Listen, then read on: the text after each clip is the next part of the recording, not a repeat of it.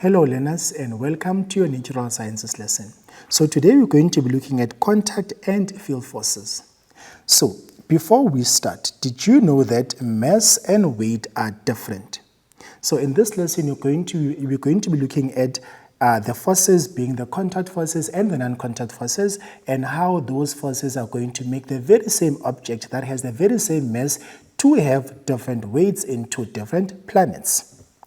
Now, before we get there, these are the goals that I want us to set before we start with the lesson. So, by the end of this lesson, I want you to be able to describe contact forces and field forces. I also want you to be able to give examples of contact forces and field forces.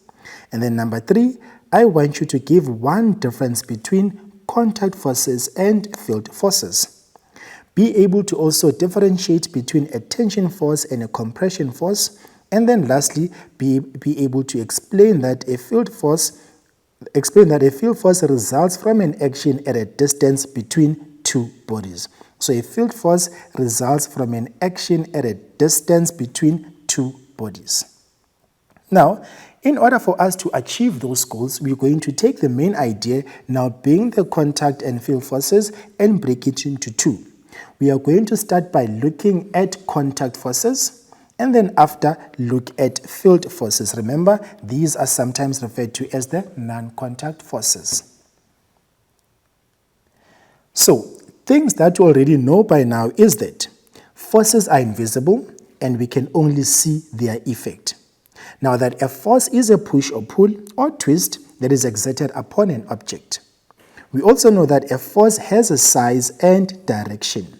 And we draw an arrow on paper to represent a force. We draw an arrow to represent a force, and then the direction of the length of the arrow determines the size of the force, and the arrowhead determines the direction of the particular force. If more than one force is exerted on an object, the forces combine to deliver something called a net force or a resultant force. So we can either say it's a net force or we can say it's a resultant force. We also know that multiple forces can simultaneously be exerted on a single object. Now those multiple forces, they can either be equal in magnitude, and if they are equal in magnitude, we know that they are going to balance each other and those forces are going to be at equilibrium.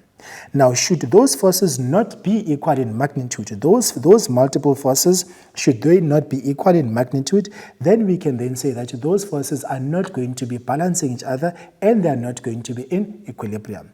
Remember, they are going to be balancing each other and be at equilibrium if they are of the same magnitude but acting in opposite direction.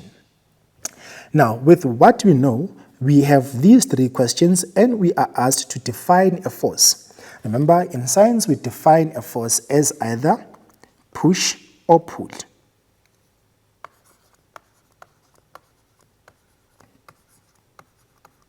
We describe a force or define a force as either push or pull. Now, the next question wants us to provide the symbol for force. Now, the symbol for force, remember, force has a symbol of capital letter F. So, we're going to write it here.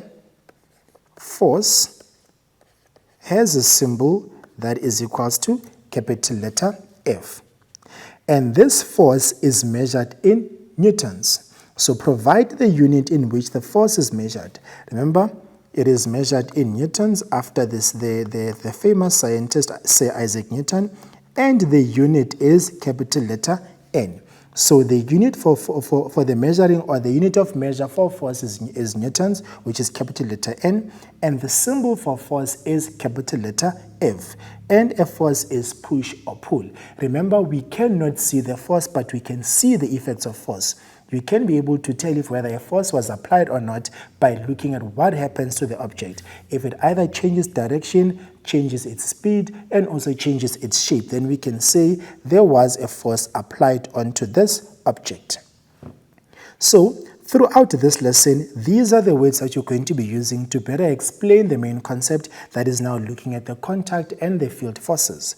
We're going to be using words such as a force, mass, and also weight. We've said that force is push or pull, Mass, that's now a measure of the amount of matter in an object. And then weight, that's now the gravitational force with which the Earth or a celestial body attracts an object near the Earth or other planets. Furthermore, we're also going to be using words such as equilibrium and resultant, whereby now equilibrium is a state in which opposing forces are balanced. And then the resultant, that's now the total amount of force acting on an object or body along with the direction of the body. So before starting with the first concept being the contact forces, we're just going to quickly go for a short break, and I will see you just after this.